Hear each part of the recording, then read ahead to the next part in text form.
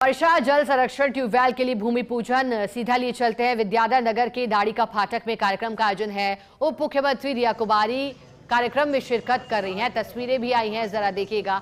सबसे पहले first India पर ये तस्वीरें आप देख पा रहे हैं। नाड़ी का फाटक में कार्यक्रम का आयोजन किया जा रहा है और उप मुख्यमंत्री रिया कुमारी कार्यक्रम में शिरकत करने के लिए पहुंची हैं।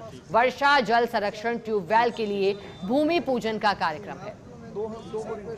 विधि विधान के साथ भूमि पूजन और जो मंशा है वर्षा जल संरक्षण ट्यूबवेल की, वो बेहद खास और सरकार इसको लेकर स्पष्ट भी कर चुकी थी कि वर्षा का जल राजस्थान में पहले ही दिन से भारतीय जनता पार्टी की सरकार बनने के बाद ये साफ किया था कि कोशिश ये है, जो फैसले भी ईआरसीपी को लेकर के या फिर अन्य परियोजनाओं से जुड़े जो फैसले हुए, अलग अलग राज्यों के साथ इसमें बातचीत हुई, तो साफ किया था कि पेयजल कहीं ना कहीं प्राथमिकताओं में से एक है और ऐसे में वर्षा के जल को किस तरह से संरक्षित किया जा सकता है, उसका अधिक से अधिक फायदा राजस्थान की जनता को मिले, इसके लिए कई बड़े और नवाचारों पर भी ध्यान केंद्रित किया था। अब जयपुर से दो तस्वीरें आ रही हैं, तस्वीरों में देख सकते हैं नाड़ी का फाटक में कार्यक्रम का आयोजन और उप मुख्यमंत्री रिया कुमारी पहुंची हैं।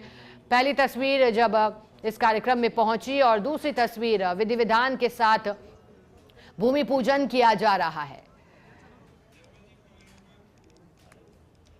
अधिक जानकारी देने के लिए हमारे साथ एसोसिएट एडिटर निर्मल तिवारी जुड़े हैं। निर्मल जी, जानकारी दीजिएगा, नाड़ी का फाटक में क्या कार्यक्रम है? डिप्टी सीएम पहुंचे हैं, इस कार्यक्रम में क्या महत्वता है इस कार्यक्रम की? देखिए शिखा, उप मुख्यमंत्री रिया कुमारी का निर्वाचन क्षेत्र है विद्याधर नगर और विद्याधर नगर क्षेत्र का जो निर्वाचन क्षेत्र है उनका, उसका ये क्षेत्र है नाड़ी का फाटक। यहाँ पर काफी लंबे समय से पेयजल समस्या से लोग जूझ रहे थे। यहाँ के स्थानीय निवासी, तो उनकी लगातार मांग इसी बात की थी कि उनको पेयजल समस्या से निजात दिला जाए और संवेदनशीलता देखिए आप उप मुख्यमंत्री रिया कुमारी की। उन्होंने पिछले दिनों यहाँ पर वाटर हार्वेस्टिंग जो एक बोरवेल होना था उसको स्वीकृत किया था और आज वो यहाँ खुद इसका भूमि पूजन करने पहुंचे हैं। अभी कुछ देर पहले पहुंचते उनका स्वागत सत्कार किया गया और अब भूमि पूजन का कार्यक्रम चल रहा है। ये जो है ये रेन वाटर हार्वेस्टिंग बोरवेल है।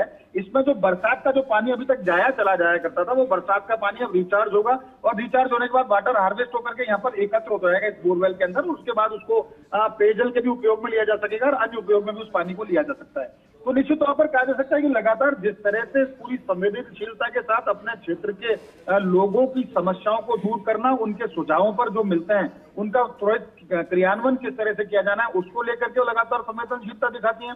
और पिछले दिनों आपको तो पता है शिल्का, जिस तरह से उप मुख्यमंत्री रिया कुमारी लगातार अपने क्षेत्र में जन सुनवाई करती है विभिन्न मंडलों में, क्योंकि मंडलवार लगातार जन सुनवाई करते हैं। पहले अभी पिछले दिनों खातीपुरा मंडल से जन सुनवाई की थी, उससे पहले विद्याधर नगर के अन्य क्षेत्रों में उन्होंने जन सुनवाई की और कोशिश ये रहती है कि तमाम जो विभागों के अधिकारी हैं इस दौरान उनके साथ रहें और हाथों हाथ समस्याओं का निस्तारण किया जाए। पिछले दिनों भी उन्होंने दो उच्च जलाशय थे उनका उन्होंने शिलान्यास किया था, उससे पहले ड्रेनेज सिस्टम का शिलान्यास उन्होंने किया था और सड़क सुधार को लेकर के भी लगातार वो पूरी तरह से संजीदा है और क्षेत्र के लोगों की समस्याओं को जल्द से जल्द दूर करना भी चाहते हैं। इसी कड़ी में ये कार्यक्रम रखा गया। इसमें जो मुरलीपुरा मंडल के जो अध्यक्ष हैं विजय कुमार शर्मा, वो और उनकी टीम यहाँ पर तमाम मौजूद है।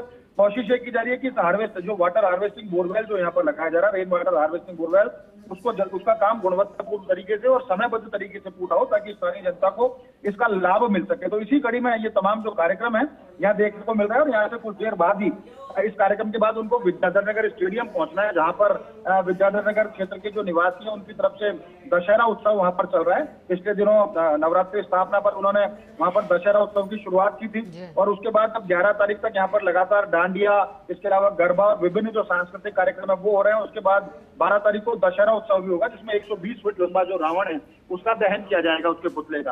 कहा जा सकता है कि अपने क्षेत्र की बहबूदी के लिए अपने क्षेत्र की जनता को ज्यादा से ज्यादा लाभ पहुंचाया जा सके, इसकी लगातार उनकी तरफ से प्रयास रहते हैं और इसी कड़ी में आज ये तमाम जो कार्यक्रम है, दोनों कार्यक्रम रखे गए हैं। अभी नाड़ी का फाटक में जो कार्यक्रम चल रहा है, क्योंकि कहते हैं ना कि जल है तो कल है।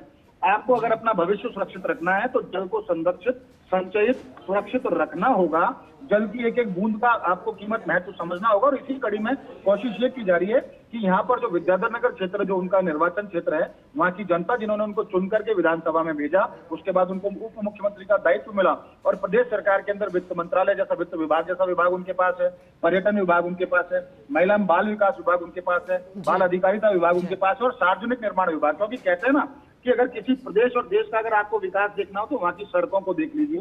तो सड़क विकास कैसे हो, महिला सशक्तिकरण का काम कैसे हो, क्षेत्र की जनता की बहबूदी के लिए किस तरह के काम किए जाएं, उनको ज्यादा से ज्यादा सुविधाओं का लाभ मिले, क्योंकि जो वादे जनता से उन्होंने किए थे वो पूरा करने का वक्त है।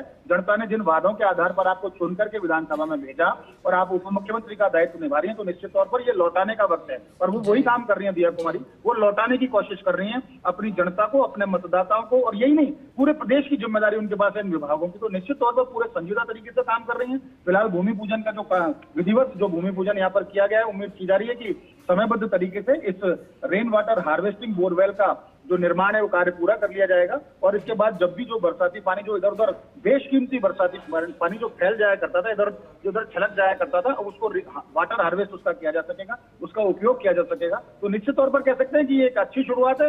और जिस तरह से लगातार अपने क्षेत्र की जनता के लिए वो काम कर रही है, चाहे सड़क विकास का हो, चाहे स्वास्थ्य सेवाओं के विस्तार की बात हो, या सड़क विकास की बात हो, ड्रेनेज सिस्टम को किस तरह से विकसित किया जाना है। बिल्कुल निर्मल जी, और तस्वीरें भी उनका राजस्थानी साफा पहना करके स्वागत किया जा रहा है। लेकिन जो मानव शरीर है वो जिन 5 तत्वों से मिलकर बना है, कार्यक्रम की अहमियतता इस बात से भी लगाई जा सकती है कि नाम कह रहा है, नाम के वो शब्द कह रहे हैं, वर्षा है, जल है, भूमि है और भूमि पूजन है। बहुत शुक्रिया निर्मल जी आपका साथ जुड़ने के लिए, जानकारी के लिए।